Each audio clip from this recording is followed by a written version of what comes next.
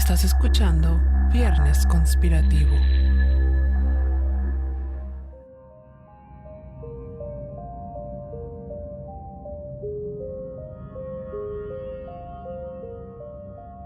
¿Cuántas son las posibilidades de encontrar a alguien que, así como tú, posea un don especial?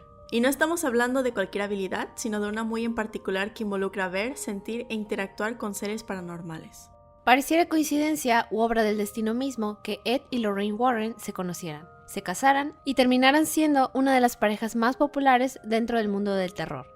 Todos alguna vez hemos escuchado hablar sobre la historia de Annabelle, El Conjuro o Amityville, pero ¿qué tanto es ficción y qué tanto es verdad? Ed Warren nació el 7 de septiembre de 1926 en la ciudad de Bridgeport, en Connecticut, Estados Unidos, y desde pequeño siempre experimentó cosas que no cualquiera podía. Tal vez no les parecerá raro el hecho de que haya crecido en una casa embrujada, lugar donde tuvo sus primeras experiencias con el mundo paranormal. Su padre una vez mencionó: Ed veía fantasmas, escuchaba pasos, choques y golpes frecuentes en las paredes de la casa.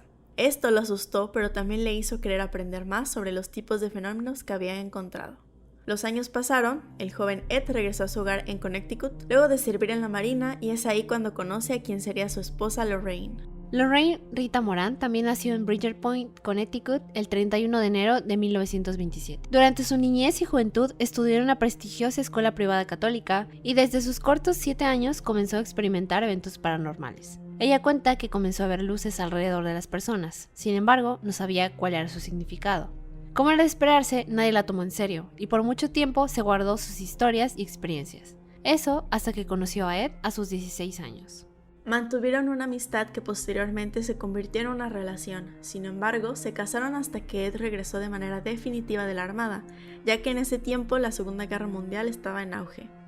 A su regreso, dio inicio a la carrera de ambos como investigadores paranormales. Warren había aprendido a pintar durante su tiempo en la Marina. Pintaba en específico cuadros de casas que ellos escuchaban que estaban encantadas. Iban hasta el lugar y se sentaban en la orilla para poder tener una mejor vista. Fue ahí cuando Lorraine empezó a desarrollar más su don. Podía ver si la casa realmente estaba encantada o no. También podía ver qué es lo que había pasado y si eran fantasmas o algún ente demoníaco. Todo ello bajo la premisa de que Ed era un demonólogo y ella una clarividente. Es así como la pareja va teniendo un acercamiento con los dueños de las casas, persuadiéndolos de comprar los cuadros. Los residentes entonces aceptaban con la condición de que los Warren entraran a investigar los sucesos que atormentaban a las familias. Comenzaron a tener un gran reconocimiento al pasar los años y así fundan una organización llamada New England Society for Psychic Research, abreviado NESPR. Con el éxito y la fama de sus casos, crearon libros e incluso hicieron un museo dedicado a resaltar su trabajo.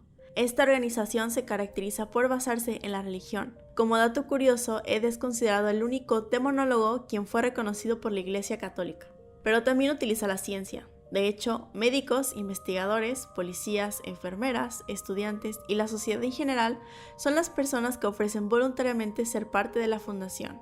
El NESPR no cobra por sus servicios y solo pide ayuda económica para cubrir ciertos gastos.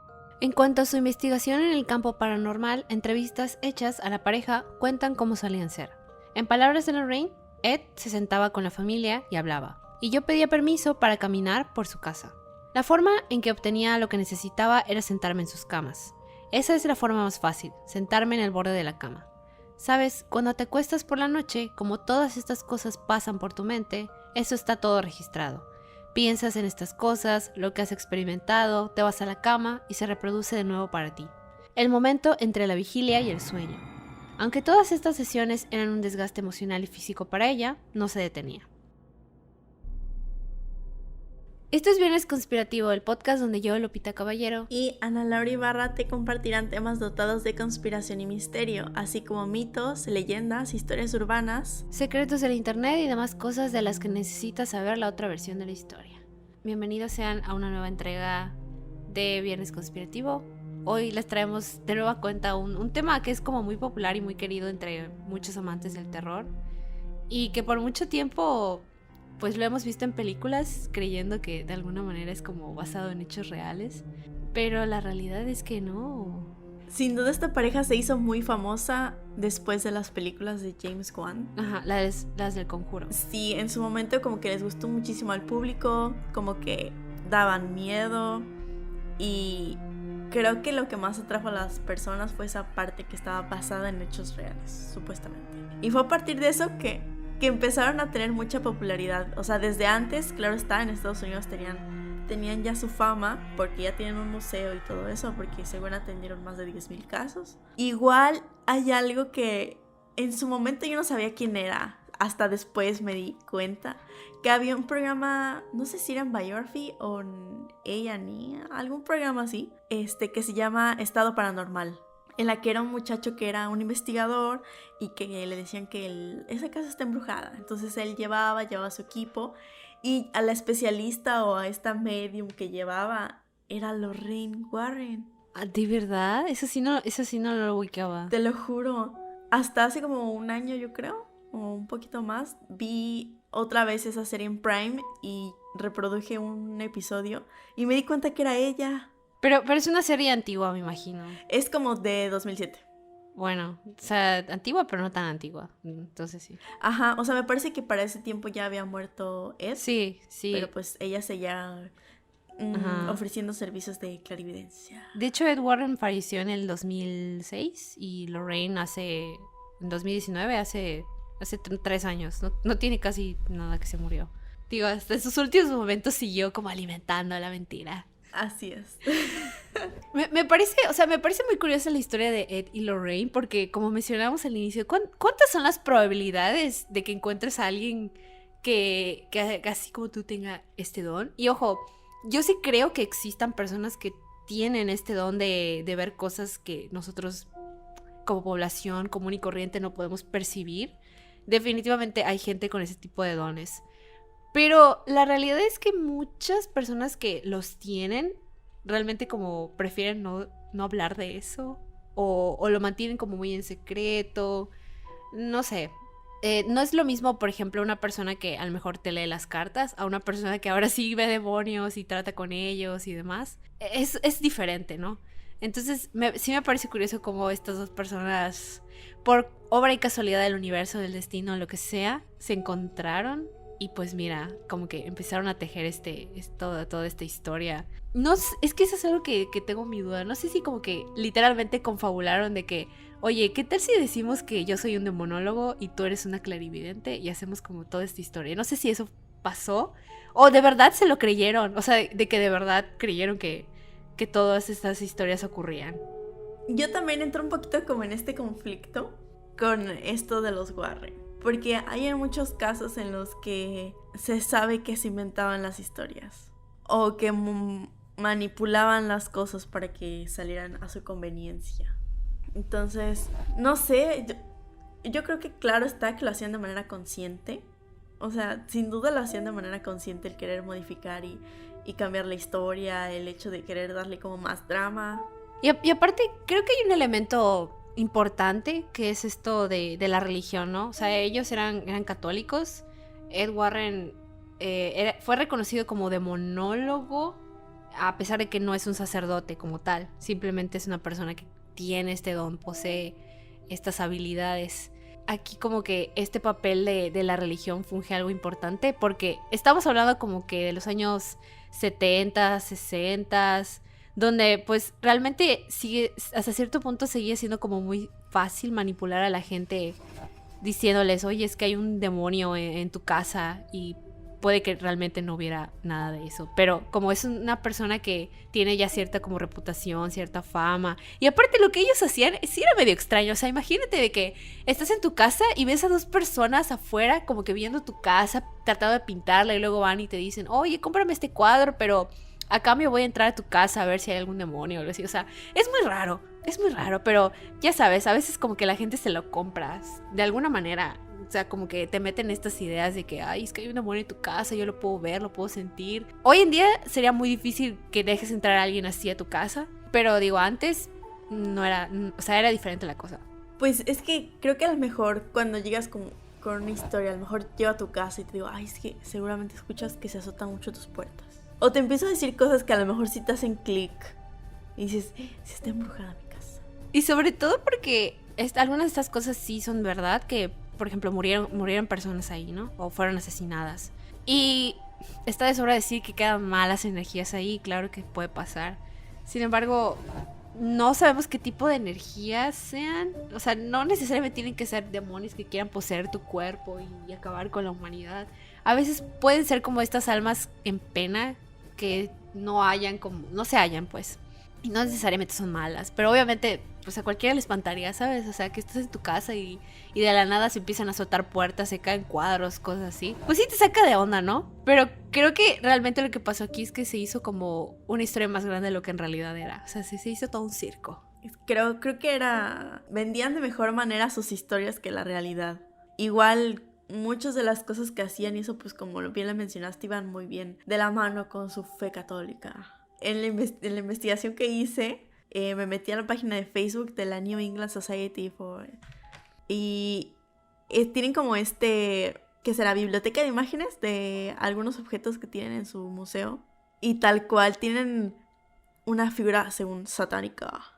Su maldición se rompió por la fe de los reyes, por su fe en Dios. No me digas eso. Así se solucionó.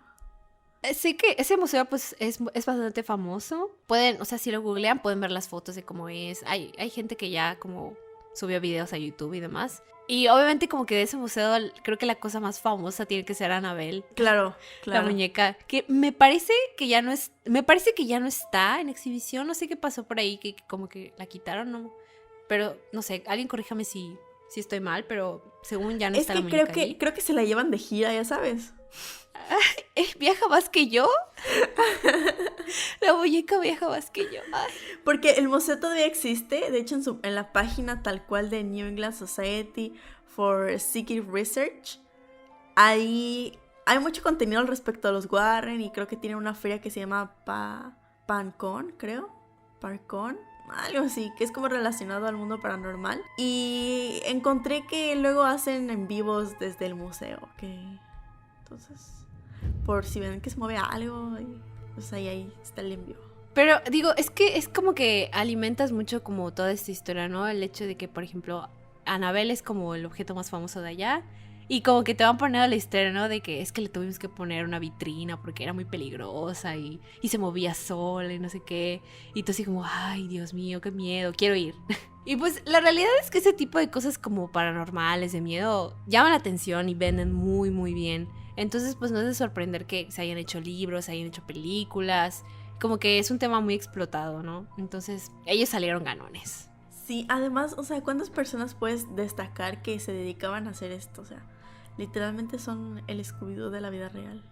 Y creo que, como ya lo mencioné, tiene mucho que ver el hecho de que hayan sido respaldados por figuras eclesiásticas. Porque otras personas que a lo mejor se dedican a lo mismo y no son charlatanes como tal, no tienen el respaldo de la iglesia, porque obviamente es contradictorio. Me molesta un poco porque yo sí creo en estas cosas, pero no hay como pruebas contundentes o fehacientes al respecto. Y de que las personas que logran ser como íconos en esta área terminan siendo charlatanes, así como Carlos Trejo.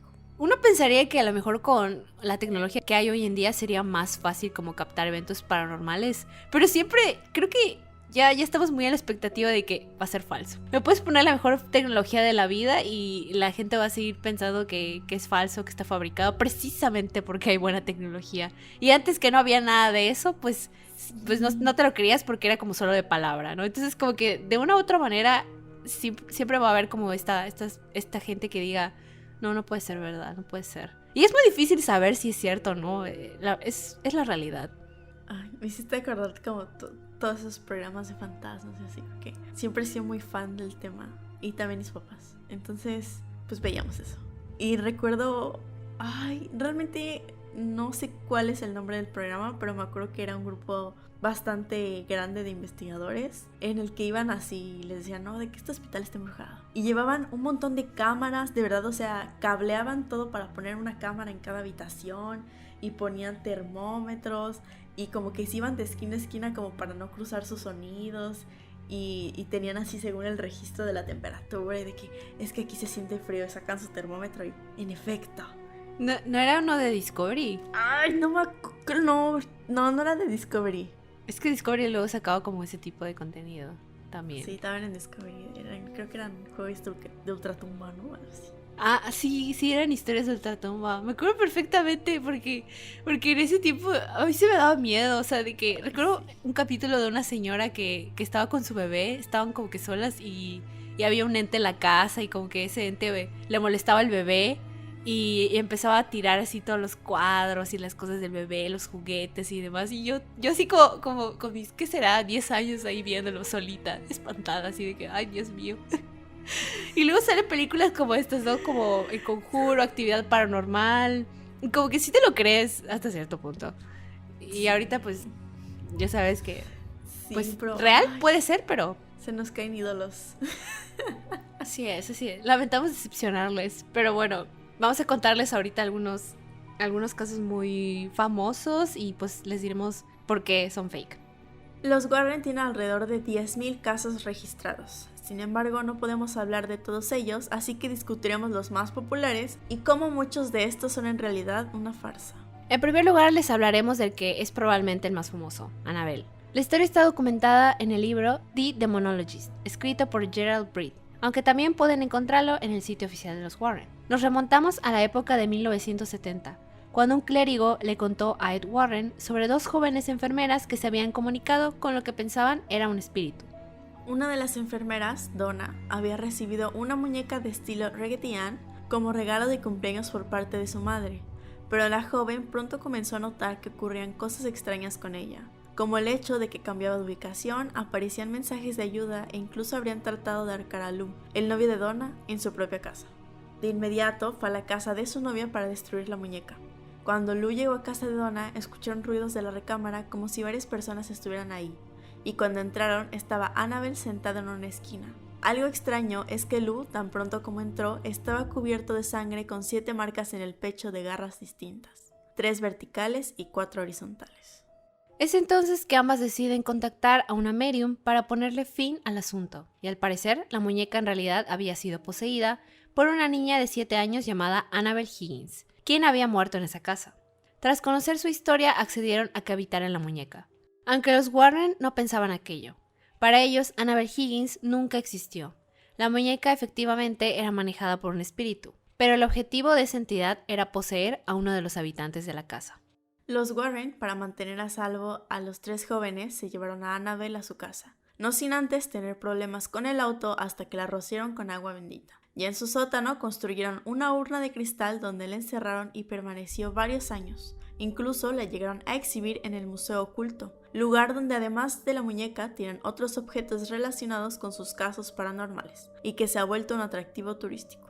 Otro caso popular es el de Amityville, que nos cuenta una historia espeluznante y macabra. El 13 de noviembre de 1974, un joven de 23 años llamado Ronald DeFeo asesinó a sus padres y sus 4 hermanos menores al interior de la residencia familiar ubicada en el número 112 de la calle Ocean Avenue de la localidad Amityville en Nueva York, Estados Unidos. Un año después, en diciembre de 1975, George y Kathy Lutz compraron esa misma casa y se mudaron allí junto con sus 3 hijos. Al poco tiempo, los Lutz comenzaron a experimentar actividad paranormal en la casa, lo cual los llevó a contactar a un sacerdote llamado Ray Pecoraro, quien tan solo con entrar se percató de la energía oscura que habitaba la casa. Incluso dice que una voz le exclamaba que se fuera. El padre de la familia, George Lutz, aseguró que vio cómo su esposa se transformó físicamente en una anciana, con el rostro, cabello y arrugas de una mujer de 90 años. Habló de sonidos, de cómo la puerta principal se cerraba de golpe a la medianoche. Cuando los Warren se involucraron en el caso, las cosas se agravaron. Ellos fueron 2 de las 9 personas que investigaron la casa y llegaron a ese lugar por primera vez junto a Laura Didio, presentadora de noticias de Channel 5, un profesor de la Universidad de Duke y el presidente de la Sociedad Estadounidense de Investigación Psíquica. Una vez instalados en el lugar, Ed entró en el sótano, donde vio sombras junto con miles de puntos de luz. Las sombras intentaron empujarlo al suelo, a lo que él ordenó a los espíritus malignos que se fueran. De inmediato tuvo la sensación de que algo intentaba levantarlo del suelo, y entonces supo que la casa era realmente maligna. Durante su incursión en la casa, los Warren y sus acompañantes tomaron fotos time-lapse de un sector de la vivienda. Dichas fotografías no mostraron nada inusual, a excepción de una que muestra el rostro de lo que parecía ser un niño pequeño, asomándose desde uno de los dormitorios. Sin embargo, se ha puesto en duda en varias ocasiones la veracidad del caso. De acuerdo a William Weber, el abogado de DeFeo, los sucesos de Amityville fueron inventados por él, Jay Anson, quien escribió el famoso libro de Amityville Horror, y la familia Lutz con el fin de ganar dinero. Además, el asesino Ronald DeFeo contó que lo de las voces era una mentira y solo estaba tratando de conseguir una sentencia rebajada bajo el argumento de problemas mentales. También está el caso de El Hombre Lobo, que fue abordado en el libro Werewolf, A True Story of Demonic Possession. Los únicos testimonios de la historia de Bill Ramsey son los Warren y sus asociados, los cuales se enteraron del caso a través de un programa de televisión londinense. Acorde al relato, Bill Ramsey estaba poseído por un espíritu que causa licantropía, es decir, convertirse en un hombre lobo. Eso habría hecho que tuviera un comportamiento extraño desde los 9 años y eventualmente también habría ocasionado incidentes violentos con policías. Los Warren estaban convencidos de que estaba poseído y lo llevaron desde Londres a Estados Unidos para que el obispo Robert McKenna le realizara un exorcismo y lo liberara del ente maligno. Luego de eso, al parecer se solucionó, pero pruebas de ello solo existen en palabras. Han sido varias las personas que han señalado a los Warren de ser farsantes, como por ejemplo Carl Glatzel, personaje relacionado con el caso de El diablo me obligó a hacerlo. Él dijo acerca de este suceso que los Warren inventaron una historia falsa sobre demonios en un intento de hacerse ricos y famosos a expensa de ellos, y acusó a la pareja de manipular a su familia. Glatzel señaló: los Warren le dijeron a mi familia en numerosas ocasiones que seríamos millonarios y que el libro ayudaría a sacar al novio de mi hermana, Arne, de la cárcel. Desde el primer día supe que era una mentira, pero cuando era niño no había nada que pudiera hacer al respecto. Steven Novella, en un artículo que escribió acerca de los Warren, señala que la gran mayoría de las pruebas físicas de los Warren son fotografías. Tienen cientos de fotos de fantasmas tomadas por ellos y por quienes trabajaban para ellos. Pero la cantidad no sustituye a la calidad. La mayor parte de estas fotos son simplemente gotas de luz sobre un trozo de película. Hay docenas de formas de plasmar esos artefactos de luz en la película, pero la mayoría encaja en una de estas 3 categorías: flashback, diffracción de luz o cables de cámara. Incluso Gerard Brittle, el autor de The Monologist, uno de los libros más famosos de los Warren, también los acusó de ser fraudes. Los abogados del escritor acusaron a la productora de The Warner Bros. Por señalar que películas como El Conjuro estaban basadas en hechos reales cuando la realidad es que los Warren habían mentido. Y ahí lo tienen. Y esto de las fotos es bastante cierto, porque si van y googlean, por ejemplo, la de El Hombre Lobo, pues como que no les aparece nada que tú digas, ay, sí, en efecto es un hombre lobo. O por ejemplo la de Amityville, del niño que según se asoma y todo, y sus ojos se ven como brillantes. Pero literalmente esto puede pasar en cualquier fotografía, ¿sabes? No es como que algo que tú digas, ay, sí, un ente maligno.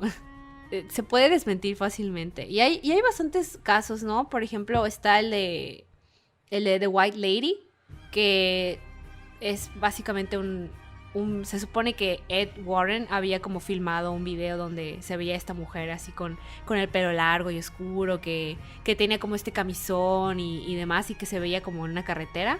Y pues como que este era un caso, ya sabes, de un fantasma, un demonio, pero literalmente como que es un video muy mal hecho. Y justamente dicen de esto, ¿no? De que la única luz era una farola que estaba a 50 yardas de donde estaba sentado. Según Ed Warren, escuché a una mujer llorar y miré hacia afuera, y vi cientos de luces fantasmas flotando alrededor y formando la figura de una mujer. No pude distinguir los rasgos faciales, pero pude ver que tenía el pelo largo y oscuro y estaba vestida de blanco. Pero algo como que llama la atención es que ese video que según tomó Ed Warren, pues no es público. Y cuando hubo gente que como que quiso pedirle el video para que lo analizaran, él se negó a darlo. Entonces ahí dices, eso es muy extraño. Y como que gente relacionada con los Warren decían eso, ¿no? Que incluso los ayudaron a filmar esos videos y que pues todo eso era falso. Entonces no es como que la primera vez que alguien dice, por así decirlo, que todo lo que hicieron fue inventado. De hecho, creo que el caso en el que se basó la del Conjuro, que es sobre el caso de la familia Perron, básicamente el personaje o el ser que tiene la maldición, resulta ser que era una bruja y satanista. Esa era la explicación que le habían dado, cuando en realidad la mujer no era ninguna de las dos cosas y murió por causas naturales. Entonces se hizo la película y todo eso, y pues hay muchas personas que van a la casa y pues señalan que está embrujada y lo que sea, y pues la dueña está bastante molesta al respecto. Pues sí, o sea, digo, imagínate que hagan todo eso ya sin tu consentimiento, porque pues ya cambió de dueño y ella creo que me parece que sí cae, como lo ha dicho, ¿no? Explícitamente, que no hubo asesinatos, no hubo suicidio, Sí, no hay absolutamente nada. La persona que murió ahí murió por causas naturales. Uh-huh. Entonces, que era una mujer pues normal, ¿no? Y de nuevo, como que igual tiene mucho que ver, te digo, esta parte de lo religioso, porque ya sabes, como a qué mujeres se les consideraba brujas, como pues, las mujeres que eran solteras y demás, ¿no? Y igual hay algo que ya mencionamos. Ahora sí que lo contrario a ser católico es ser satanista. Y cuando eres satanista eres una persona mala. Entonces, si este ser maligno, pues obviamente era satanista. O sea, hay como mucho malentendido que puede haber por ahí. Pero digo, es una idea que genera terror y que vende, ¿no? Sobre todo en ese contexto, en esa época, decir que en esta casa vivió una bruja. Es como que, uy, el terror máximo. Y yo sí creo que existen las brujas. Sin embargo, no creo que sean como que del tipo de brujas que se quedan en la casa ahí como espantando gente. En todo caso serían brujas que por ahí merodean, no sé, en partes como muy inhóspitas, pero no creo que haya sido como que la historia de esta familia, ¿no? Pero de nuevo, vende bastante el hecho de decir que en tu casa, no sé, hubo una bruja, hubo como un ritual por ahí malévolo, o sea... En conclusión, se caen los ídolos. Sí, o sea, historias muy parecidas las pueden ver como en otras series. Me recuerda un poco a esta, la de Haunted Latinoamérica. Me vi esa serie y hay un capítulo que me recuerda mucho a toda la historia de Annabelle, porque se supone que es una muñeca que le regalan como a esta señora, sí. ¿No? Bueno, pero en ese entonces era una muchacha de 15 años, se la regalan precisamente pues por sus 15 años, ¿no? Y como que ella crece con esa muñeca, le gusta y demás, pero pues conforme pues va creciendo ya se olvida de la muñeca y todo, pero como que esa muñeca se vuelve como muy posesiva de ella y como que empieza a espantarle a la gente y demás y empieza a hacer cosas malas, ¿no? Y digo, todo lo que pasa en Haunted en la serie, según es verdad, está basado en historias reales. En historias reales, ¿no? O sea, como que la gente se sienta ahí.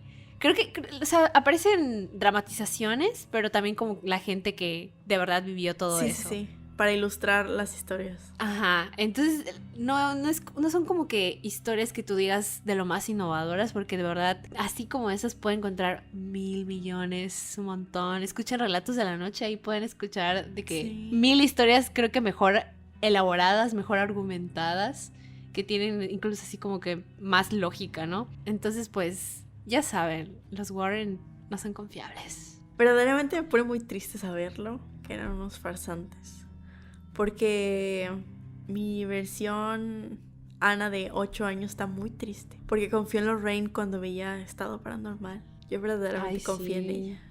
Sí creía. Estoy triste, en fin.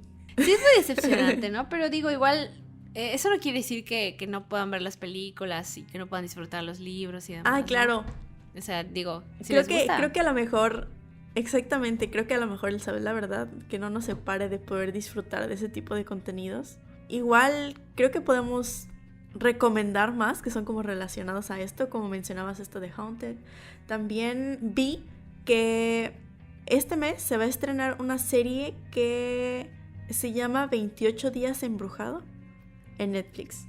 Y justamente está un poquito de la mano con esto de los Warren, que supuestamente se está haciendo para conservar el legado de esta dupla. Así, yo no conocía esa serie, no había escuchado. No, todavía no sale, o sea, no sé muy bien de qué va. Me pareció que se iba a estrenar, pero todavía no Warren, sale, ¿no? Sí, o sea, va un poquito de la mano con lo que ellos hacían. No sé qué tan de la mano va, pero también pusieron lo del estreno en su página de investigación. Yo personalmente nunca he sido como muy fan de las historias de los Warren. O sea, como que creo que vi la primera del Conjuro y ya. Y las de Annabelle como que dije, Digo, son personajes como ahora ya muy de cultura popular.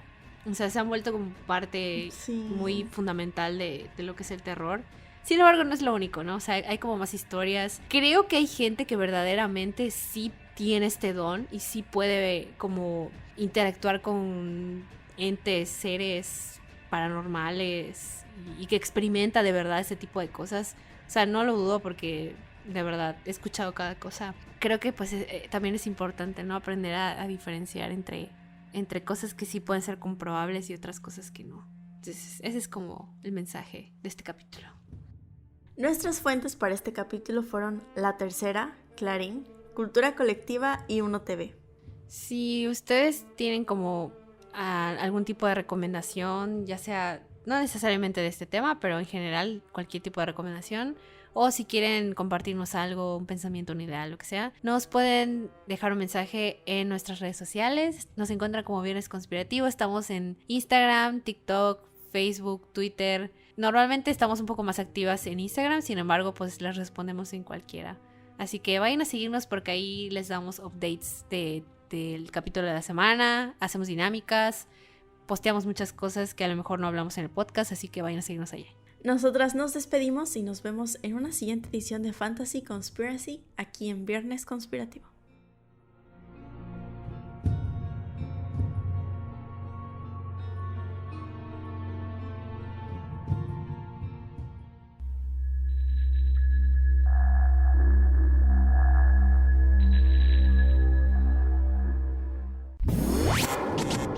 Escuchaste Viernes Conspirativo.